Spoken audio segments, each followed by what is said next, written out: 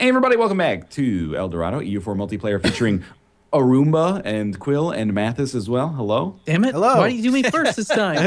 I thought you wanted the respect of being the first I don't. introduction. I don't care the order. It's you've got to be consistent. Just stop trying to respect Arumba in general. I'll remember that for next time. That's probably true. Yeah. Northern Line will remember that. You know what? Next time we'll just have someone else do the intro. How's that sound? We'll just mix it up, confuse you. Oh, then Dude, got I was watching like YouTube some of our editor again. I was watching some of our earlier series the other day because somebody commented on it, and we were rotating back Yeah. then our intros. I was like, why am I saying something? Oh, This this was is weird. before my hard drive crashed. Yeah. Yeah. That's You know, back when you- Ryan didn't want to monopolize everything. Yeah. Yeah. You could totally just like learn how to use new software. Just saying. Just, I don't just an have idea. to. It works so well right now. Yeah. I just like to try and interrupt you every so often.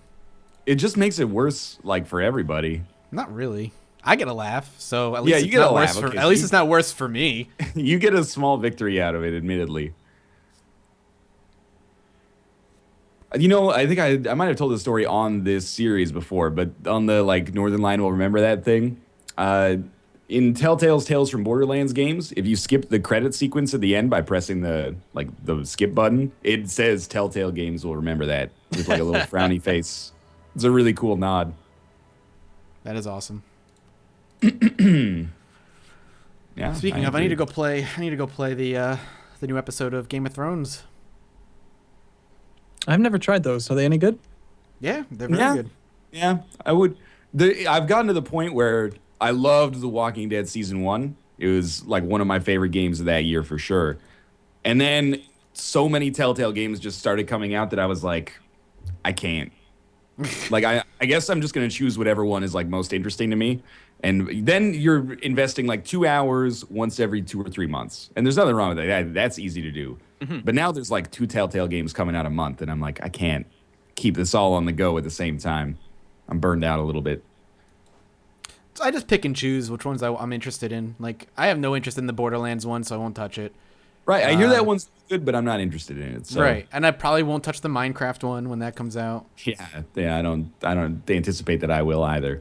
But I bet that that'll sell like Oh. fucking hotcakes. They'll just be That'll be rich. crazy. Printing money. Yeah. The fact that Minecraft is still as popular as it is today is ridiculous. Dude, if you go into like bookstores, I think it got Yeah, more no, I popular. have. I've seen the Minecraft books.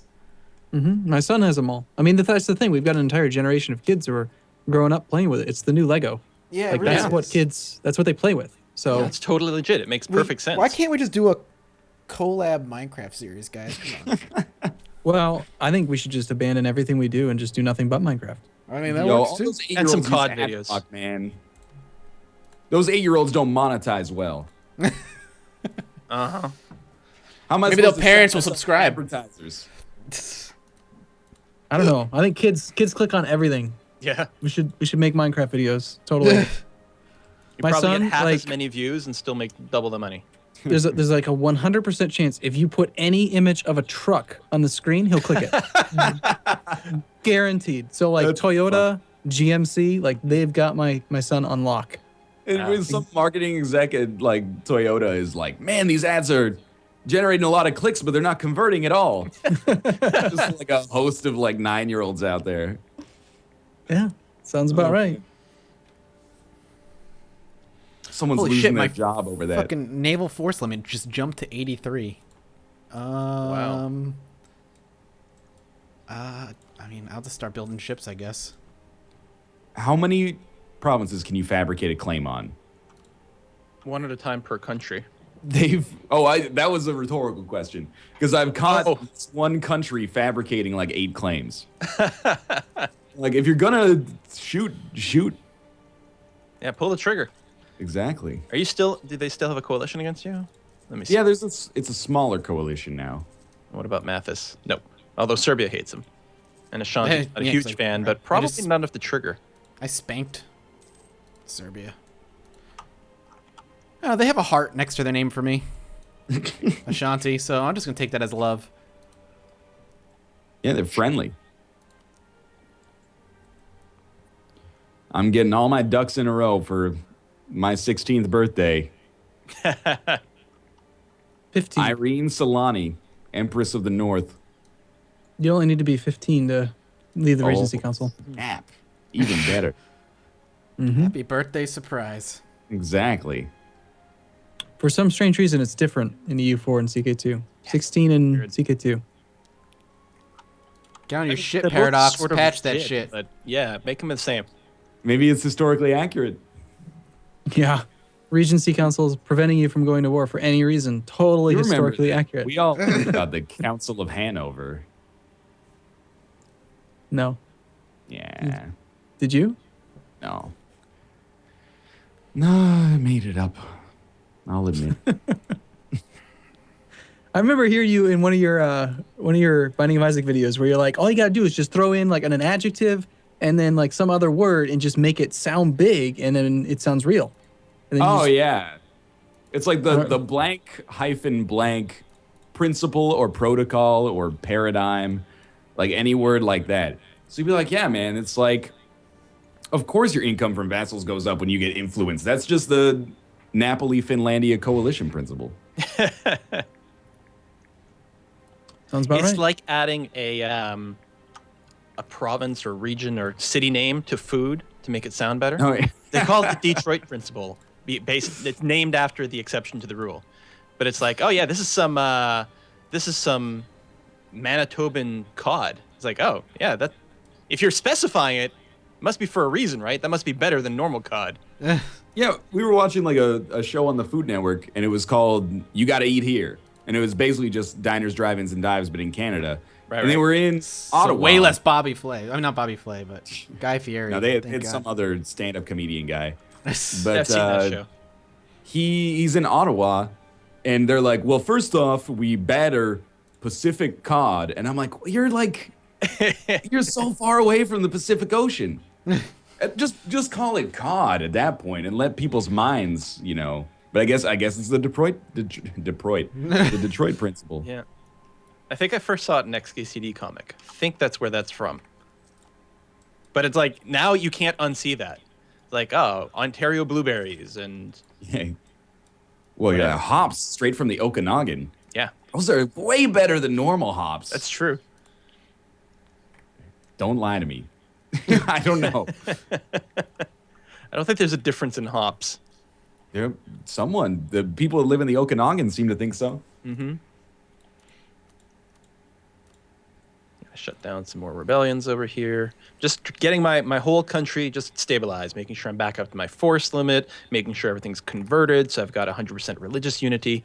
Because then when I start westernizing, not only do I lose 3 stability, but there's like a permanent just +5 unrest, or actually like -5 national unrest, or whatever the fuck. However you want to word it. Do you guys have a sweet spot for your like breakdowns for armies? Like 311 or 312 or something like that? Yeah. You're not gonna know it though. Is it a trade secret? Like, No, and Aruma's talked about this quite a bit. Like, he goes and, like, checks combat width and all that stuff, and I'm like, okay, I'm not quite that detailed. But basically, I like to have, like, 2 cavalry and, you know, X number of artillery, and then slightly more than that in infantry. So, like, I do a lot of, like, 8-2-6s or 6-2-6 or something like that. okay. Because you want to have, like, enough front line to protect your cannons. And then there's a ratio. But at a certain point, like, you can actually end up with way more cannons than frontline troops, as long as you've got enough frontline troops to hold the front line. Right? So you can end up, like, if the combat width wherever it's going to be like, I don't know, 12 or something. You could just have, like, 12 frontline troops and then 50 cannons behind that. Okay. I don't think I'm lying when I say that. I'm pretty sure that's accurate-ish. Accurate. If you have more cannons than your frontline troops, your cannons will go on the front line. They'll take double damage. They will go in the front line? Oh. Yeah, absolutely. Even Yeah. if you have enough front line for the combat width, though. That's what I'm saying. Oh, yeah. No, then they won't. But You have to be there's no- really damn sure about the combat width, and it varies based on the terrain. What there's does no- the combat width vary from? Like, what's the highest combat width you could expect? 40 is the highest it can be. 40? Yeah, with that high technology. Like, Okay. combat width okay. increases with technology. Yeah. But like there's no reason to send more than 40 artillery at that level into combat right away because every single regiment suffers 0.01 morale damage per day of combat, just automatically, even if they're in the back row taking 0 damage. So even your cannons will lose morale over time. So you should actually cycle them. You send in half of them, and then, a month later, if you've got this huge combat, you send in the other troops a little bit later. That makes sense. I get it.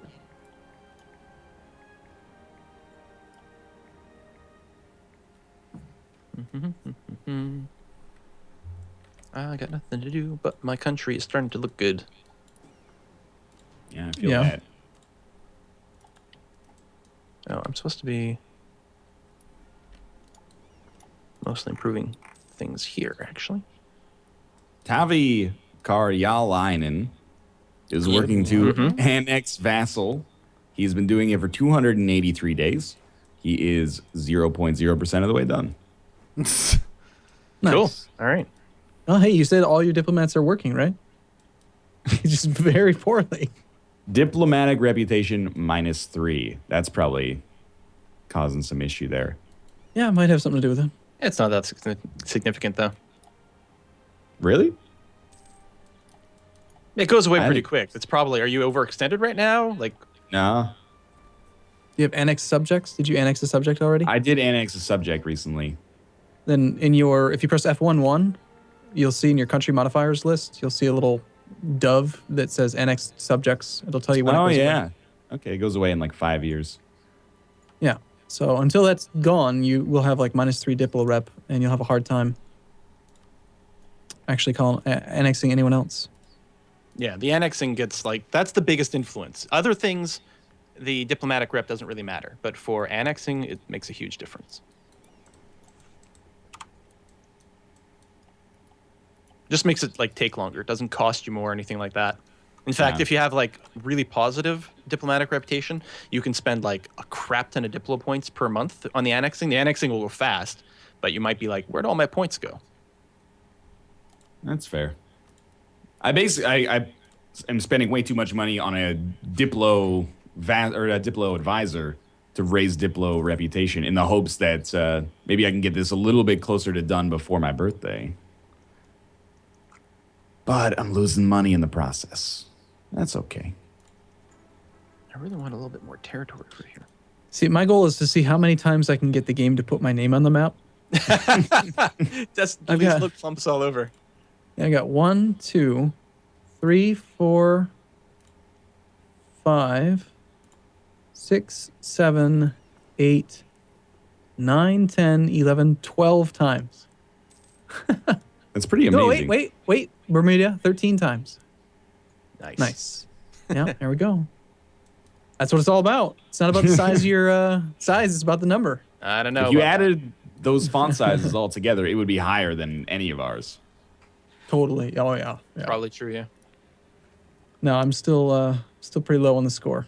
I still have 38 points. I'm still gaining 0 points a month. So that's not a good sign. My military rank is finally decent again. I'm sitting around like 30 for a little while there, but I'm almost right back to my force limit. And it's without any mercs. No wars planned. Oh, I really want to go after the crib, but... it's going to take 300 months for him to annex this right now. Yeah, but that debuff will go away. You can also get a Diplo Rep Advisor. That's what I did. Oh, okay. He has one. It's going to take him. It's going to take him 60 years or whatever that is. Get me out of this fucking war. I don't want to be in this it's war like anymore. 4 years until that the penalty goes away. Actually, wouldn't that only be like 25 years, I think? It's not forever, but it is a long time. That's actually not, I mean, for a big country, 25 years is pretty common for me, at least. Depends on their base tax, but... It hurts a little bit more because, like, I used to own this country, and then the coalition fired. So it's like I'm just taking them back. It really should be faster. Yeah, they've already been part of you once. Like, the paperwork's all there. Exactly. Just photocopy the existing forms, yeah. Your jobs are still here, like... Let's go back to life like it was, guys. That's my philosophy.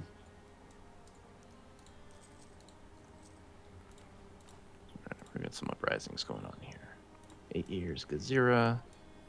1.6 years. How long are you gonna stay in this war, Huron? Holy fuck! They're doing really well, man. They're doing all right. They have a 32 stack that they won't like carpet siege with. They're just sitting there in Roma.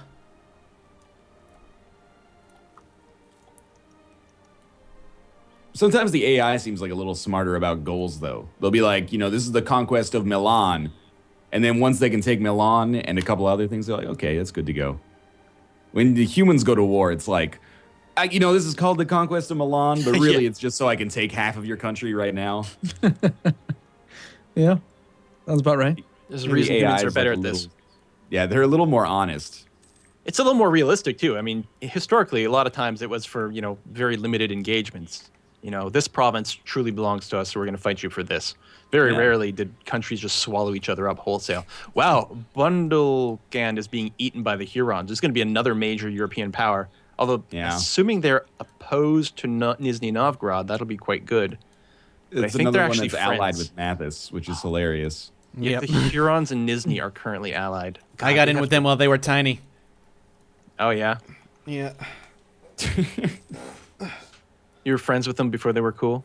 Yep, I'm a hipster, dude. Mm-hmm. Come on. Well, they're about to lose this fight, though.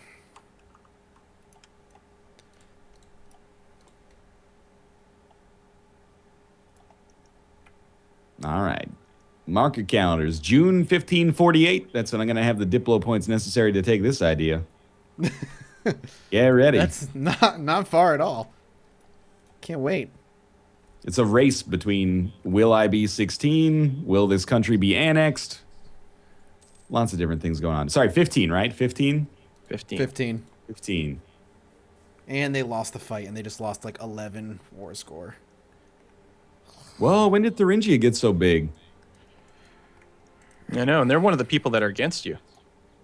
Yeah, they Hate your they guts. don't ever change. Like, I invested a lot into getting them to like me a little bit more.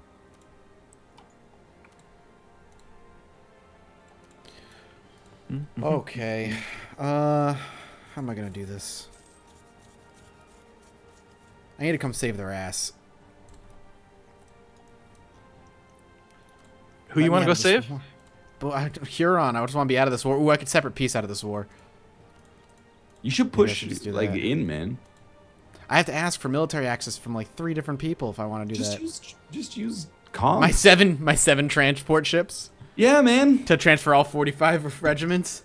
You don't need to transfer all 45. How many troops does Bundelkhand have? Like 21 right now. Canada's not the emperor anymore. It's Mexico. North American Mexico.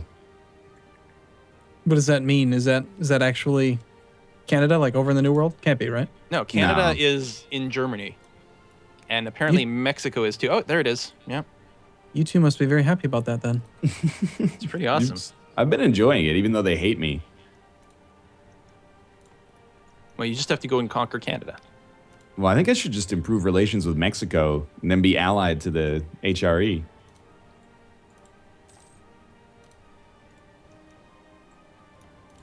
Is ever going to fire? Maybe not.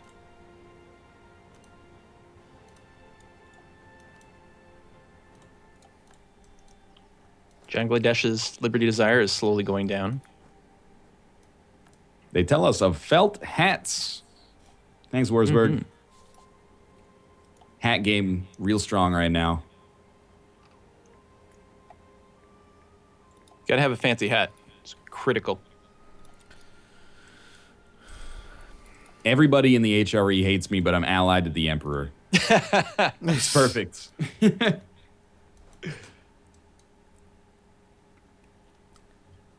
What is it? The enemy of my enemy is my friend. It's pretty what much they where we're say. at right now.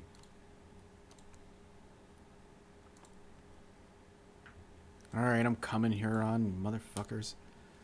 You don't sound very happy about that, Mathis. They should be done with this war already. I got nothing to do but save points.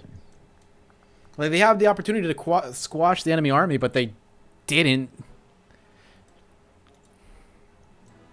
Oh, that's the timer. Wow, it's flying by. Is everybody good? Yeah. I'm fantastic. Thanks for asking. No problem. I just want to check when my Regency Council ends. January 23rd, 1546. It's on, baby. Nice. It's almost there. Not a girl, not yet a woman. Hey, thanks for watching. I hope you guys have enjoyed the episode. If you did, click the like button on who or whomever you're watching. And of course, if you want to watch all of us at the same time, you should be able to find a ViewSync link over at a Roomba subreddit, or you can maybe, hobble together your own. We'll be back tomorrow with another episode. For now, thanks for watching, and we'll see you then. Bye. Bye bye. See you soon.